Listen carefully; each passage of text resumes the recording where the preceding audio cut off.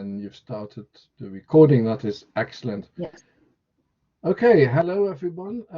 Welcome to this information session for those of you thinking of taking up German. My name is Henk de Berg. I've just put that in the chat, and my colleague Franziska Auer, whom you saw earlier, is also there. This session will be in three parts. First, I will talk a little bit about the content-based part of the German program, because the German program has, on the one hand, a language part to it, where you learn the German language. And for you, I would imagine you either have no German at all, or maybe you've done a little bit of German, perhaps even GCSE. But there's another half, as it were, of the program, which are what we are called option modules or option courses. And I want to take sort of 10, maybe 15 minutes to talk a little bit about these, the option course and the kind of things we do. And then in the second part of this session, Franziska will talk about the German language and how the German language works. And then in the third part of this session, we will give you the opportunity to ask some questions. So let me talk for maybe about 10, 12 minutes about, as I say, the kind of things we do if, in addition to the German language, you also want to find out a little bit about German culture and German history. And I want to take as an example one of the greatest of German thinkers, someone that you may have heard of. I'm putting him in the chat there, someone called Sigmund Freud. Sigmund Freud was a psychologist, and he developed a special branch of psychology, which is called psychoanalysis. So, as I say, before we move on to the language part and how the German language works, I just want to say a little bit about German culture using Sigmund Freud and psychoanalysis as an example. We don't have a heck of a lot of time, so I shan't say much about Freud's life, other than that he was born in 1856 and died in 1939. And he spent most of his time in Vienna. And Franziska Auer, as I mentioned earlier, she's actually from Austria. So the key distinction in psychoanalysis is the distinction between the conscious and the unconscious. Now, the conscious is everything that we are aware of. So right now you're conscious, hopefully, of what I'm saying. Maybe you're also conscious of that this is maybe for some of you early in the morning, or you're thinking, gosh, I want to talk about above all about the German language, and I can tell you, yeah, we'll do that in 10 minutes time. So that's all you're conscious of. And then Freud says there's also stuff that we're unconscious of. So stuff that we are not aware of, but that are stuff that is influencing the way we think and the way we speak and the way we behave nonetheless. Now, I'm sure you've all heard of the word subconscious, but Freud actually doesn't like the word subconscious. So sometimes people say things like, I did it subconsciously, or it was a subconscious mistake. But Freud says, well, that's very misleading, because subconscious is actually a spatial metaphor, right? So subconscious sounds like a place. If you have the word subcutaneous, so a subcutaneous injection means an injection below the skin surface. So subconscious sounds like, okay, here's my brain, my conscious is on top, and then the subconscious is below it. But Freud says it's not like that at all, because the conscious and the unconscious are not places in the brain, they're processes in the mind. And they're very complex processes that constantly interact. The unconscious is constantly trying to impinge on and steer our conscious. And I just want to give you two examples of that. So the first example I have to apologize for because it rather shows my age. It's from a television series called Buffy the Vampire Slayer. This is a television series that I was a big fan of in the 1990s. So this is about a girl, Buffy, who is a vampire slayer, in other words, a vampire killer. And at some stage in the series, she falls in love with a guy called Spike. Now, the problem is Spike is actually a vampire. So Buffy is in what Freud would call a state of ambivalence. On the one hand, she has to kill vampires. On the other hand, she loves Spike, who happens to be a vampire. And the way we deal with that, Freud says, is very often that we repress these things. But if the emotion is too strong, we cannot repress our feelings. And then our unconscious mind often plays a trick on us and transforms, changes our emotions. It's a really weird process. So what happens in the case of Buffy the Vampire Slayer is that she loves Spike, but she can't love Spike because he's a vampire. So her unconscious mind then tricks her into believing that she actually hates Spike. So her love for Spike becomes hatred. Freud calls this process reaction formation. The German word is Reaktionsbildung. We know this, I think, also from ordinary life. If we take a traditional heterosexual relationship, then if a girl tells a man, I love you, then that's fine. If a girl tells a man, I hate you, there's still hope. But if she says, I just want to be good friends, then it's over. So love and hatred are much closer to each other than love and indifference. So that's my first example, reaction formation. And the second example that I want to give is projection. So say you have someone who really hates foreigners, really hates immigrants. Now, that's obviously not a good feeling to have, right? It's antisocial. So you don't really want to admit to yourself that you have that feeling. And then sometimes what happens is that feeling is then projected onto someone else. So instead of saying, I hate foreigners, your unconscious mind tricks you into believing that foreigners hate you, that foreigners are out to get you. Again, this we see sometimes in ordinary life when people say things like, oh, I don't have a problem with John, it's John who has a problem with me.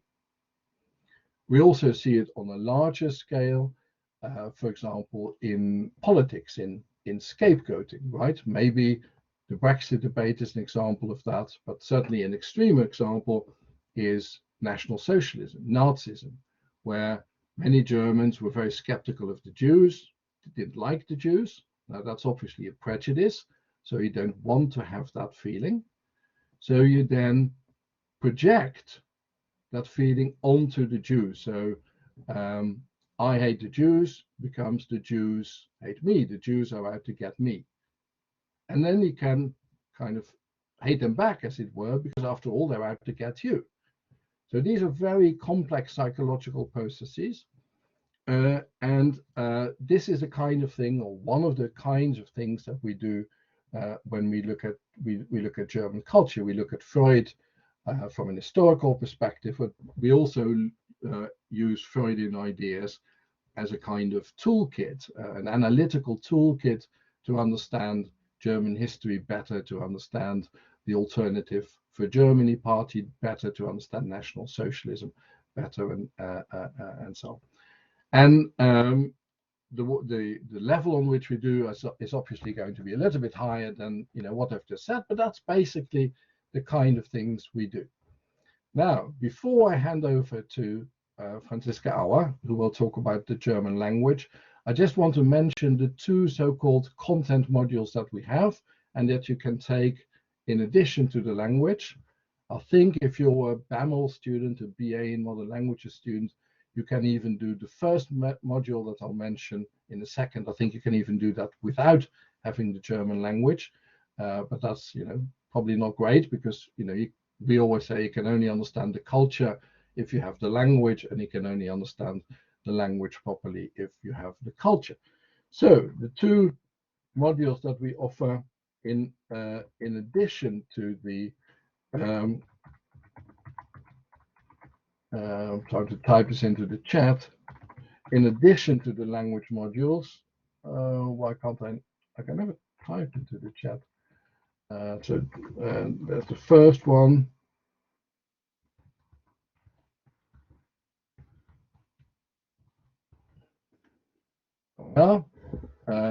MDL 108 is the so-called module number, and the module is called Understanding German History and Culture.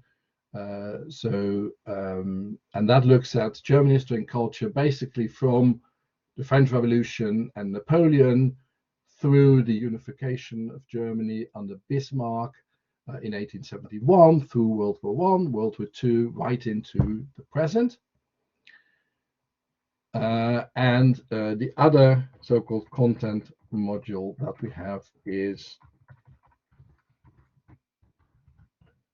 called MDL 116. It's called Visions of Germany, and basically looks at German culture through the lens of all sorts of pictures, so paintings, other works of art, film,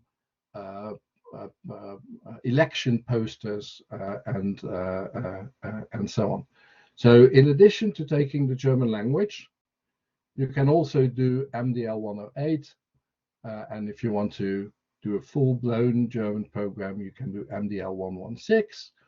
And for the beginners, for those of you who have no German or maybe GCSE German, you can also take these modules, MDL 108, MDL 116, because then we use largely translations, although of course from time to time we will also be looking at the German language, because as I say, it's really important if you want to really understand Germany and Austria and Switzerland that you have the language. But conversely, also if you want to be really good at the language, you also have got to know a little bit about German and Austrian and Swiss culture. Right. So now is the question, how does the German language work? What kind of language is it? And for that, I'm going to hand over to Franziska. So Franziska, take it away. Thank you, Helg. Well, first of all, welcome everybody. So as Hank said, I mean, this is just a taster session, so don't expect coming out of this session speaking German perfectly. Just so you know, I have a PowerPoint presentation that I will share now if it works. So let me just put that up quickly. All right. Perfect. You should be able to see my presentation now, at least I can. So as I said, yeah, I'm Franziska Auer. I'm from Austria and I teach German. So if you choose to study German language, then I will be the one teaching you the language part. Ja, willkommen zu unserer Taster Session Deutsch. Hallo. Also ich werde Deutsch und English sprechen. Okay, so I will speak German and English, and we'll see how we get along. So first of all, I just wanted to let you know how our final year students this year looked when they were able to finish their degree. They all looked really happy, and we met up in Western Park, which is an amazing park next to the university. If you've been to Sheffield, you might know where it is. If not, yeah, it's super, super close, and we like to hang out there. So that's just a quick hello. Then we continue.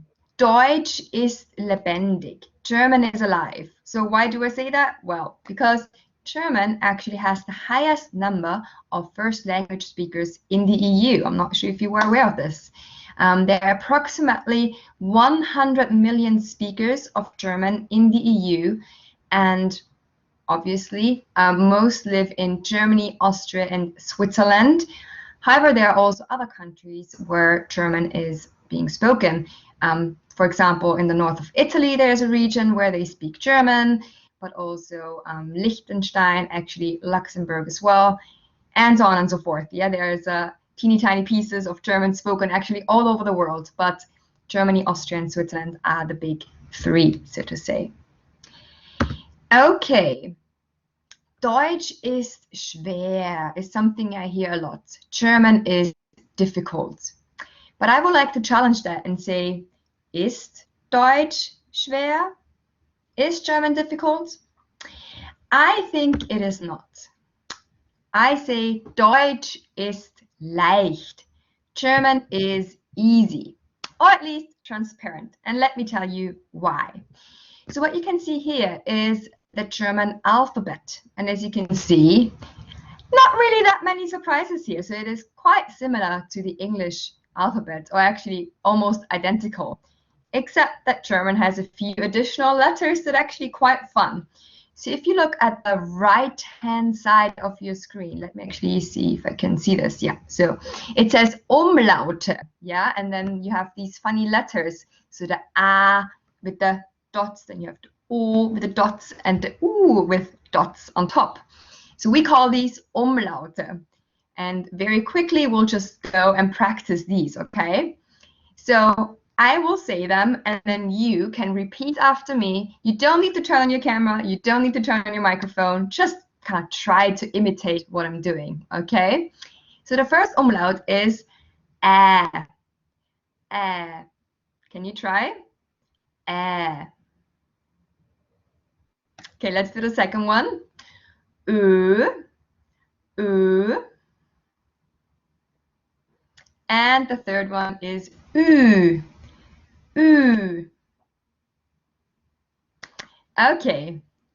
And then we have another letter which kind of looks like a B.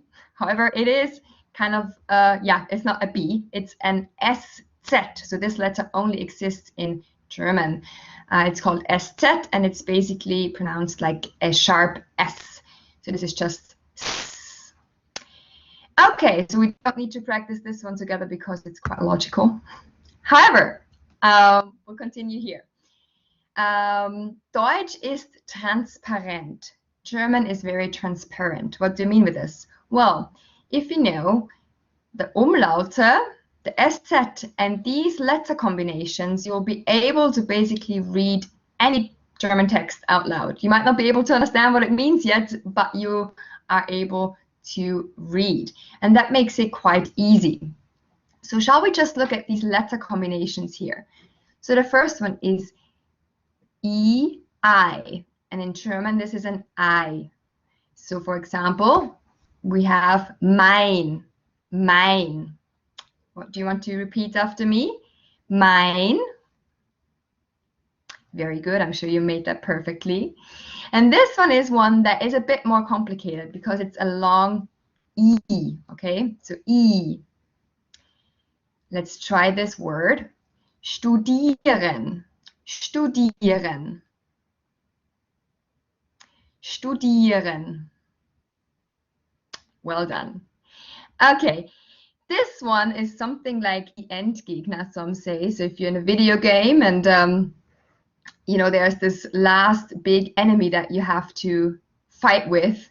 For a lot of people in German pronunciation, the CH is the Endgegner. No worries, I will explain to you how to do it. So first I will do it so you kind of hear what it is, and then I'll explain to you what is happening in my mouth. So it sounds like, and the word here is ich, okay? So what I want you to do now is, in your mouth, with your tongue, can you feel on the top of your mouth, there's something called the palate. There's the hard palate and the soft palate. Okay, can you feel that? The front part is hard, and when you go back with your tongue, it actually turns into something that's quite soft. So just feel that for now. Front hard, back is soft. Okay, once you have a feel for that, can you put the back of your tongue right to the part where the hard palate changes into a soft palate? So back of your tongue goes up there, and then the front of your tongue goes to your bottom teeth. Okay? And then what you do is you don't press your tongue up super, super tight, but you leave a teeny tiny bit so that the air can pass through. Okay? So let's try it together twice. Ich. Ich. I'm sure that already sounds perfectly, and you're already way far ahead than anyone who has probably ever tried to speak German as an English speaker. Okay, perfect. And then the last one is the SCH, SCH. That one is not super hard for English speakers, so let's do that very quickly. It's the sh. So repeat after me. Die Schule. All right, perfect. So let's continue then. We have a very short sentence here, and I will read it out loud for you. Die Studenten lernen in der Bibliothek Deutsch. So, is there anyone here in this class today that might want to translate this sentence? If you want to, you can just turn on your microphone. Or type it in the chat, actually, if you want to. Anyone? If not, I'll do it for you guys. No problem at all. All right. So the students are studying German in the library. So as you can see, German is really similar to English, okay? Good. So I'm just looking at time now. We can very, very quickly go through this, actually.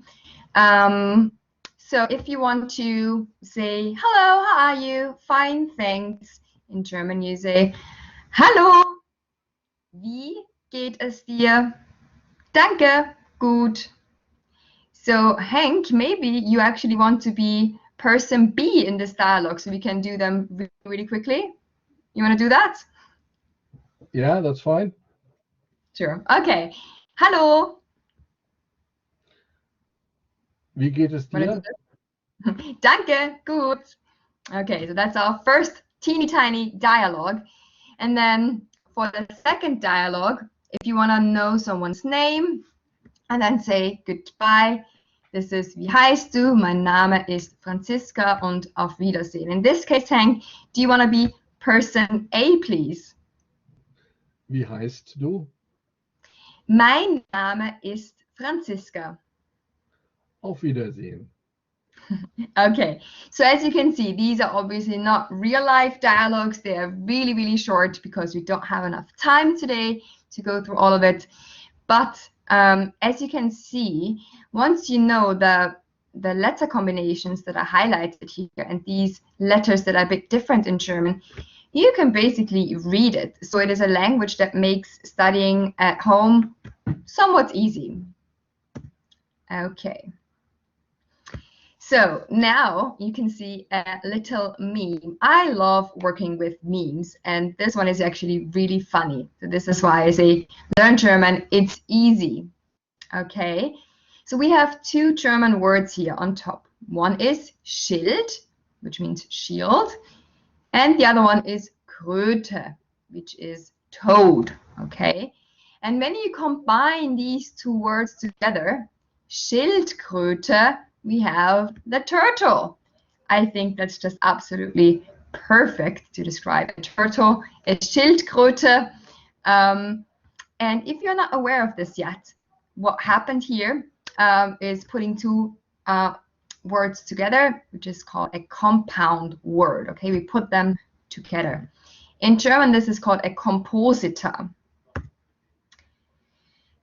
So very, very quickly, another fun German compositor is actually made out of two very not so fun words.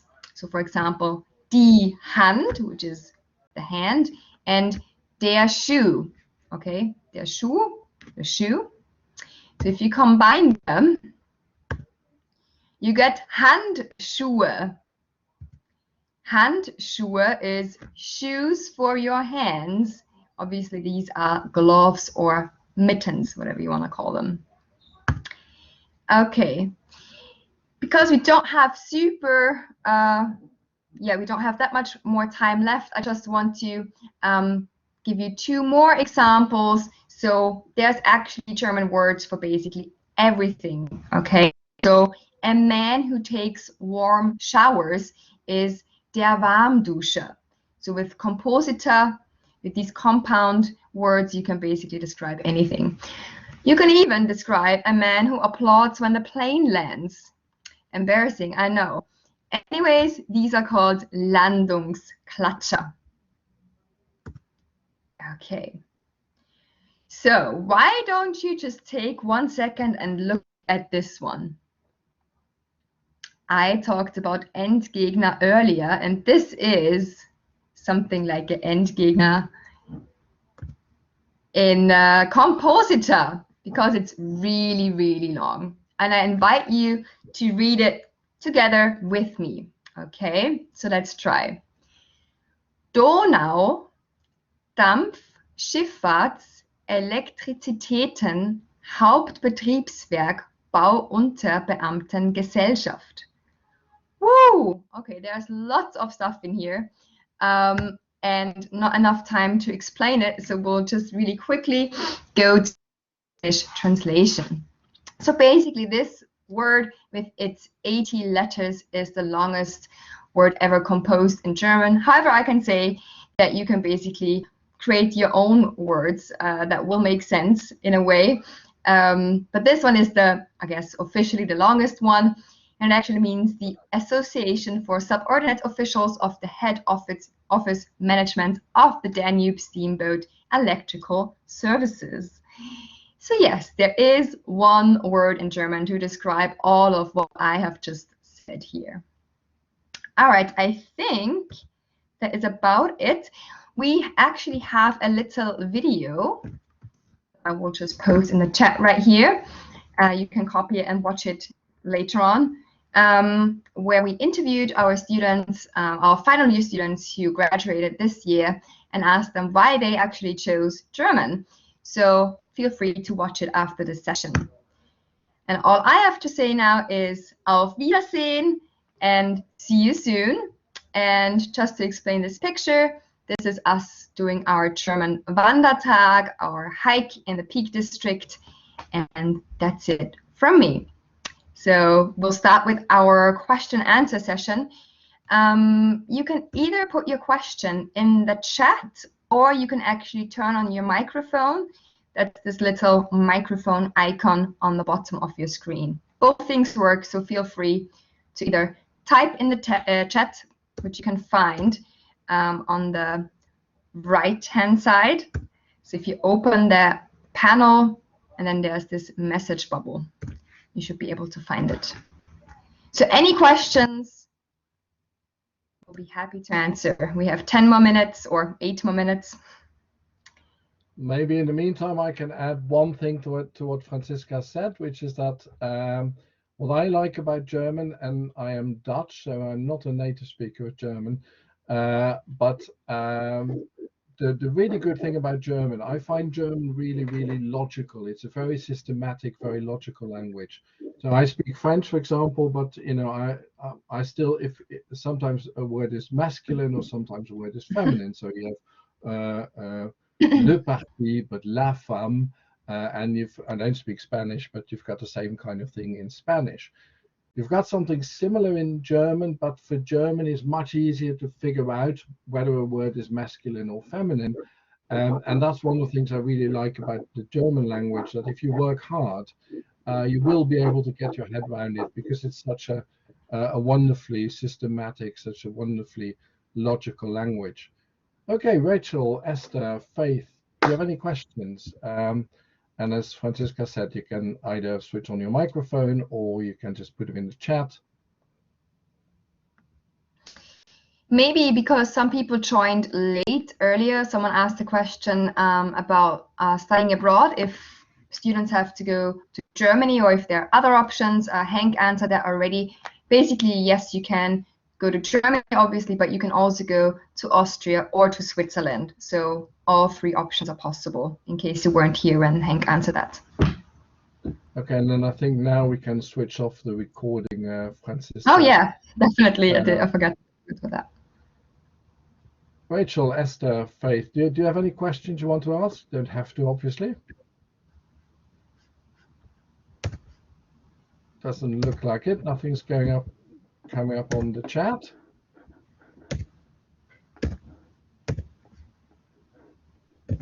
Okay. I don't have a lot more to say. Our email addresses, there's. Okay, Rachel, you're already doing. So you did A-level German, is that right? Yeah. Okay. Okay. Excellent. Good to see you anyway. So then for you, obviously, this was all, very easy. But